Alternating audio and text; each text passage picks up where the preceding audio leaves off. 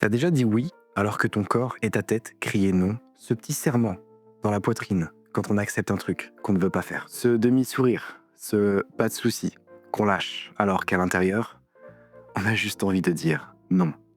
Pas ce soir, pas cette fois, pas comme ça. Mais on ne le dit pas. On accepte une fois de plus. Et ce qui est dingue, c'est qu'à force de dire oui pour éviter les vagues, c'est toi qui finis par te noyer. Parce qu'à chaque fois que tu dis oui par peur de déplaire, c'est à toi que tu dis non.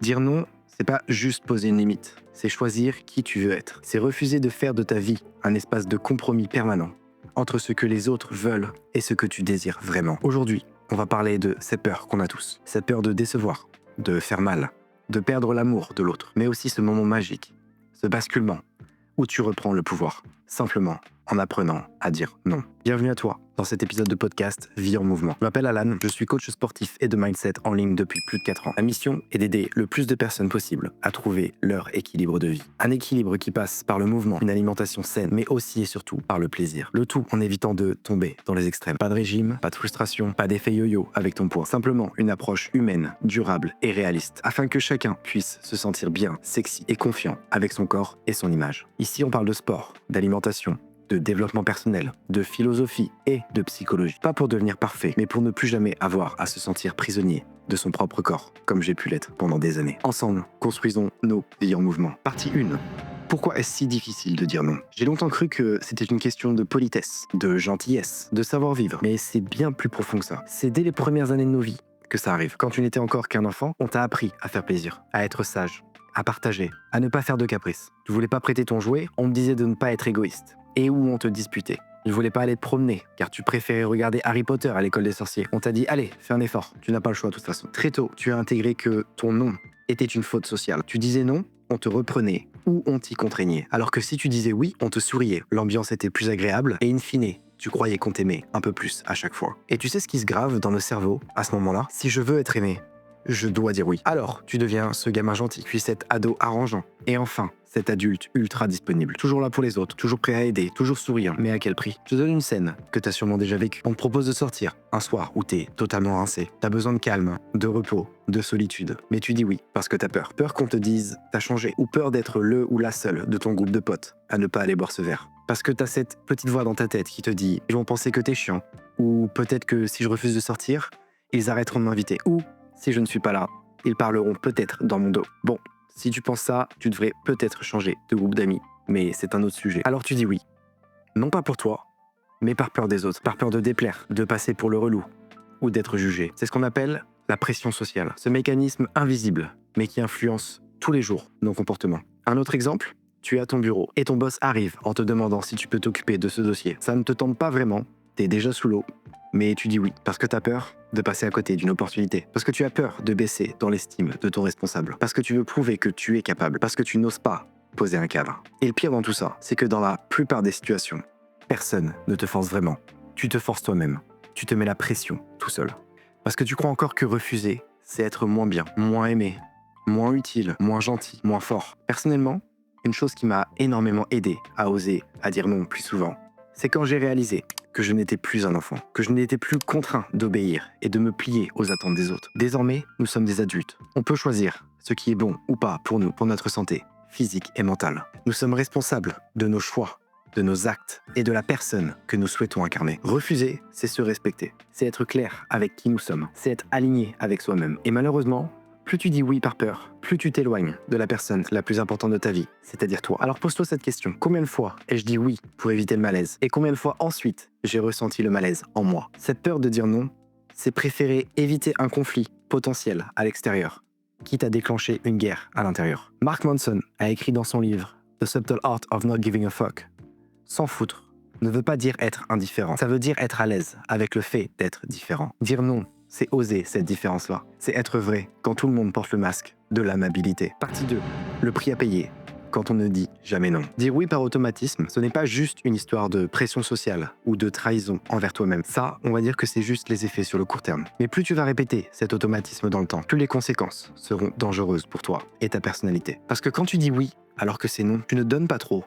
Tu te déformes. Tu deviens une version modifiée de toi-même, une sorte de métamorphe qui se modèle en fonction de la situation ou de la personne que tu as en face de toi. Est-ce que tu as déjà remarqué que les gens qui disent toujours oui finissent par perdre leur saveur? Ils lissent leurs bords, ils arrondissent les angles, ils gomment tout ce qui pourrait déranger. Et au bout d'un moment, ils deviennent fades, sans personnalité, sans position claire. Ils sont toujours OK avec tout le monde, mais plus vraiment connectés à eux-mêmes. C'est là que se développe une peur de déplaire, plus forte que le désir d'être toi-même. Tu peux plus dire ce que tu penses, tu pèses chaque mot, tu souris, même quand tu ressens cette friction interne. Et tu commences à filtrer ce que tu es pour rester validé auprès des autres. Tu deviens gentil au lieu d'être honnête, flexible au lieu d'être juste, aimable au lieu d'être vivant. Et le pire, c'est que tu crois que c'est ça l'amour, le lien, la bienveillance avec autrui. Mais ce n'est pas du lien, c'est de la suradaptation. Et un jour, tu te retrouves dans un rôle qui n'est pas toi. Tu portes un costume qui ne te ressemble pas, avec lequel tu ne te sens pas à l'aise. Mais tu continues encore et encore à jouer ce rôle, car tu te sens désormais prisonnier de ce caractère. Tu réalises que tu es devenu la personne qu'on appelle pour dépanner, jamais par simple envie, qu'on t'apprécie pour ton utilité, mais pas pour ta personnalité, que ta présence rassure, mais n'inspire plus, parce qu'il n'y a plus d'affirmation de ta part, juste l'acceptation de ce qu'on te propose. Il n'y a plus cette essence qui constitue normalement chaque être humain. Tu ne déranges pas, mais tu ne marques pas les esprits non plus. Si t'es là, c'est cool, mais si tu n'es pas là, ça ne change rien. Et si au fond, avoir le courage de dire non n'était pas dû à la crainte de blesser, mais la peur de t'autoriser à exister et d'assumer qui tu es réellement? J'ai justement parlé de cette notion avec une de mes élèves qui se forme pour devenir coach. Elle me faisait part de ses craintes vis-à-vis des haters sur les réseaux sociaux. Pour celles et ceux qui ne connaissent pas ce mot, ce sont des personnes qui ne nous connaissent pas, mais qui déversent leur haine, leur avis que personne n'a demandé et leur colère dans les commentaires sur les réseaux. Et même si j'ai jamais vraiment compris l'intérêt de perdre 3 minutes de son temps pour commenter une vidéo qui ne nous plaît pas, ça reste un fait, et quelque chose avec laquelle on doit faire face lorsqu'on est présent sur les réseaux sociaux. Et je vous disais que justement, c'était positif. Car si tu as des haters, ça veut dire que ce que tu es, ce que tu dis et ce que tu fais est assez personnel pour faire naître des avis contraires. Et en soi, attention, faire face à des avis contraires, mais pas péjoratifs selon moi. Tant que les avis et les arguments sont communiqués avec respect et écoute de l'autre, c'est même très positif. Mais bon, en 2025, les personnes qui savent donner leur point de vue sans critiquer ou s'énerver se font de plus en plus rares. Ce qui laisse donc place à un plus grand nombre de haters sur cette planète. Bref, tout ça pour dire que si ton point de vue, ton contenu, ta personnalité a le pouvoir d'être détesté ou incompris par certains, ça signifie qu'à l'inverse, d'autres personnes t'aimeront pour ça. Dans la vie, tout est question d'équilibre. Si personne ne te déteste, c'est que oui, les gens peuvent t'apprécier, mais pas forcément t'aimer ou t'adorer. Si au contraire, certaines personnes te haïssent, c'est que d'autres te kifferont pour ce que tu es et ce que tu représentes. Et même si j'ai mis plusieurs années à comprendre et appréhender ce concept, je peux te garantir qu'une fois assimilé, les haters, le regard des autres, les jugements, les critiques, nous passent bien au-dessus de la tête. Car on sait ce qu'on est, on sait ce qu'on vaut, on sait qu'on ne peut pas plaire à tout le monde. Et c'est ça la beauté du jeu. L'autre effet secondaire du fait de ne pas savoir dire non, c'est que tu perds ta capacité à faire des vrais choix. Parce que oui, choisir, c'est renoncer. C'est dire oui à quelque chose et donc en refuser une autre. Mais si tu veux tout faire, tout vivre, tout accepter, tu ne choisis plus. Tu survis au travers d'une pression permanente que tu t'infliges en étant sur tous les fronts. Et bien souvent, ce n'est même pas pour toi ou ta quête, mais pour les autres. Ça serait comme aller au restaurant et prendre toute la carte, car tu ne veux pas blesser le chef cuisinier en ne goûtant pas l'un de ses plats. C'est absurde dit comme ça, mais pourtant, pour certaines personnes, c'est littéralement ce qu'elles vivent jour après jour, car elles n'arrivent pas à dire non. Tu dis oui à une relation qui t'épuise ou te stresse. Tu dis oui à des projets qui ne t'élèvent pas. Tu dis oui à tout le monde pour aider. Mais pendant ce temps-là, tu ne choisis pas vraiment ce qui est bon pour toi et ou pour ton futur. Tout simplement parce que tu ne sais plus refuser. Alors ouais, le problème, ce n'est pas que tu dis trop oui, c'est que tu ne sais plus ce qu'est un vrai oui. Un oui honnête, sincère et qui vient vraiment de toi. Et tant que tu n'as pas réappris à dire non, tes oui resteront ta réponse par défaut. Mais reste avec moi, je vais te donner des tips pour réussir à changer tout ça. Partie 3. Dire non est un acte d'amour pour toi et parfois pour les autres. On parle souvent de bienveillance ici ou sur Instagram, car c'est quelque chose qui, selon moi, a réellement le pouvoir de rendre les humains, et donc ce monde meilleur, plus ouvert d'esprit, plus respectueux des autres, ce qui découlerait sur moins de conflits. Et au premier abord, on pourrait penser que dire non va à l'encontre de ça. Mais en fait, réussir à dire non, c'est te libérer d'un fardeau que tu ne souhaites pas porter. Parce que, je ne sais pas pour toi, mais faire quelque chose que je n'ai pas envie de faire me rend beaucoup plus anxieux et à fleur de peau. Je deviens con. Je vais le faire correctement, car je pars du principe que si j'ai accepté, je vais tenir ma parole. Mais je ne le ferai pas avec mon cœur. Et surtout, je ne vais pas forcément être heureux en réalisant cette tâche. Comparé à quelque chose que j'ai accepté de mon cœur, où là je vais non seulement tout donner, m'investir en plus, mais ressentir de la joie et de la satisfaction en accomplissant cette tâche. Et cette subtilité, elle est très importante. Dire non sans s'énerver, sans s'excuser, sans s'effondrer de culpabilité après. C'est un acte d'amour, de respect et de bonheur envers toi-même. Un amour que tu ne dois pas quémander, mais créer en imposant tes limites. Un amour que tu ne donnes pas uniquement aux autres. C'est triste à dire, mais si tu n'imposes pas tes limites, les autres le feront à ta place. Dire non, c'est reconnaître que tu n'es pas extensible, que ton temps est compté, que ton énergie est précieuse. Et de manière plus philosophique, c'est aussi redonner de la valeur à ton oui. Parce qu'un oui donné à tout va, à tout le monde, tout le temps, ne vaut plus grand-chose. L'être humain valorise ce qui est rare. Et dès que quelque chose devient constant, acquis ou évident, on cesse d'y prêter attention. On le prend pour acquis. Mais ton aide, ton écoute, tes efforts, ton énergie ne devraient jamais être considérés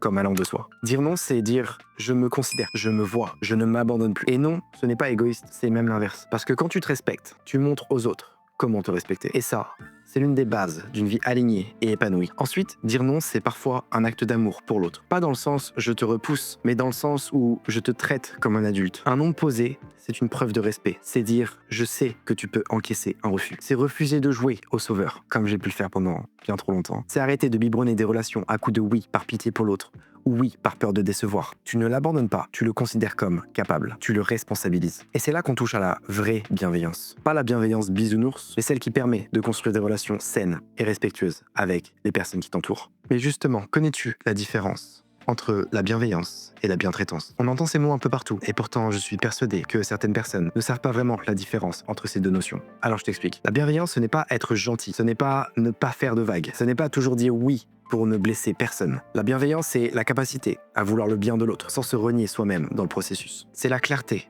pas la mollesse. C'est la lucidité, pas la soumission. C'est parfois dire « je ne peux pas » ou « je ne veux pas ». Si la personne en face ne comprend pas ou le prend mal, alors tu peux expliquer ton point de vue, partager ce que tu ressens et comment tu vois la situation. Lui expliquer que là, en l'occurrence, ce n'est pas quelque chose que tu souhaites faire. Peut-être car tu as d'autres priorités, peut-être parce que la dernière fois que tu as accepté ce genre de demande, c'est toi qui t'es senti mal. Ou simplement lui partager qu'elle n'a plus besoin de toi pour réussir à mener à bien cette tâche. Car peut-être que dans le passé, tu lui as expliqué comment faire, et que désormais, c'est à elle de faire les choses. Car c'est en faisant qu'on apprend. Et si la personne en face est assez mature, émotionnellement parlant, alors elle comprendra. La bientraitance, elle, c'est la version intérieure. C'est cette capacité à se respecter soi-même, avec autant de soin qu'on respecte les autres. C'est arrêter de se pousser à bout pour plaire. C'est se dire non à l'autosabotage, au surmenage, à la compromission. C'est poser un regard sur sa propre personne et dire « ce que je ressens compte ». La bientraitance, c'est quand tu choisis de ne plus te trahir, afin de cultiver et préserver ta paix intérieure. Et ce qui est magique avec tout ça, c'est que quand tu dis non avec amour,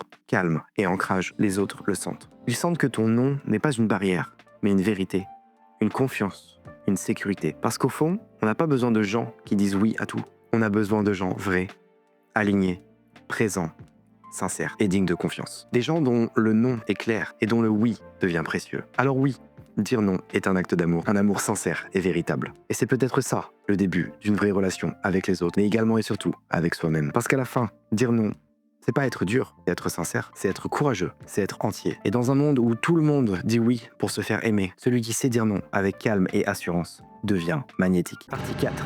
Comment apprendre à dire non concrètement, sans te sentir coupable. Comprendre, c'est bien. Mais agir, c'est là que tout se joue. Et si tu as du mal à dire non, ce n'est pas parce que tu es faible, parce que tu n'as jamais appris à le faire en te respectant. Alors voici mes conseils pour t'aider à apprendre ou réapprendre ça. Premièrement, prendre la distance avant de répondre. C'est la base. Le oui automatique est souvent une réaction émotionnelle, pas une décision. Alors entraîne-toi à dire « laisse-moi y réfléchir ». Je te redis demain. Ou je te réponds dans la journée. Je vérifie si je peux et je te reconfirme. Ce petit délai, c'est pas de la fuite. C'est de la souveraineté personnelle. Ce concept qu'on retrouve aussi en psychologie humaniste et en philosophie stoïcienne. Être souverain, ce n'est pas dominer les autres, c'est ne plus se laisser piloter par ses automatismes, ses peurs ou la pression sociale. C'est toi qui reprends le pouvoir sur ton temps, sur ton énergie et sur tes réponses. Deuxièmement, pose un non clair, sans violence. Un non n'a pas besoin d'être agressif pour être puissant. Et la plupart des personnes qui n'arrivent pas à dire non, c'est justement parce qu'elles laissent l'émotion parler pour eux. Utilisez l'outil de la colère par exemple pour communiquer, car elles ont peur de ne pas être entendu ou respecté. Tu n'as pas à te justifier pendant 3 heures. Tu n'as pas à t'excuser de poser une limite. Tu peux simplement dire « merci pour ta proposition, mais je vais devoir décliner » ou « ce n'est pas possible pour moi cette fois-ci, j'ai besoin de me préserver encore ce moment. Merci d'avoir pensé à moi pour ça, mais je ne peux pas m'engager là-dessus. » Clair, posé, serein. Tu ne laisses pas de doute sur ton refus et en même temps, tu n'écrases personne. 3. Si tu veux, propose une alternative. Cette technique, je l'ai apprise durant mes 2 ans à Londres. Les Anglais sont tellement polis qu'ils ont horreur de dire non. Mais quand ils le font, ils cherchent toujours à t'aider avec des options alternatives ou des conseils pour t'aider à mener à bien ce que tu leur as demandé. Tu ne dois rien, mais parfois, tu peux quand même rester constructif dans tes réponses. Alors tu peux dire non et ouvrir une autre porte. Je ne peux pas t'aider ce week-end, mais je peux te recommander quelqu'un. Ou je ne peux pas participer à ce projet, mais je peux y jeter un œil si tu as besoin, pour un retour rapide. C'est ce qu'on appelle un non aligné avec bienveillance. Et c'est un art. 4. Commence progressivement. C'est comme quand tu commences à t'entraîner. Il faut répéter encore et encore, step by step, pour progresser et soulever de plus en plus lourd. Pour renforcer ton non, c'est exactement pareil. Dis non à un café que tu n'as pas envie de boire. Dis non à une réunion inutile. Dis non à ce coup de fil qui t'interrompt en pleine tâche. Parce que le muscle du non ne se développe pas avec des grandes décisions, surtout au début. Si l'écart entre ce que tu fais depuis des années et ce que tu veux accomplir est trop important, il te sera difficile d'assumer ton non. Donc construis-le et renforce-le dans des petites affirmations du quotidien. 5. Accepte que tu ne plairas pas à tout le monde. C'est peut-être le plus dur, mais c'est aussi le plus libérateur. Dire non, c'est exposer à la potentielle déception de l'autre. Et c'est ok. Ce n'est pas ton job de maintenir l'image qu'ils ont de toi. Ce n'est pas ton job de porter la charge des autres sur tes épaules. Ton job à toi, c'est d'être vrai. Pas parfait, pas lisse, juste authentique. Alors maintenant, c'est à toi de jouer. Prochain message qui te dérange, prochaine demande que tu ne veux pas ou que tu ne peux pas faire, prochaine situation où tu sens ton cœur se crisper. Prends une pause, respire et ose prononcer ce mot. Non. Merci pour ton temps et ton attention. Si tu me découvres pour la première fois, n'oublie pas de t'abonner pour ne pas manquer les prochains épisodes. Si cette vidéo t'a fait réfléchir ou t'a appris des choses, n'oublie pas de la liker et ou de laisser une note sur ta plateforme de podcast favorite pour soutenir mon travail. N'hésite pas à la partager si tu penses qu'elle a le potentiel d'aider d'autres personnes à mieux vivre. Tu peux retrouver le lien pour faire ta demande de coaching et ou accéder à toutes mes ressources, dont certaines gratuites, en cliquant sur le lien dans ma bio YouTube ou sur Instagram, coach-Alan. D'ici le prochain épisode, je te souhaite d'être heureux et de profiter au maximum de la vie. Prends soin de toi et prends soin des autres.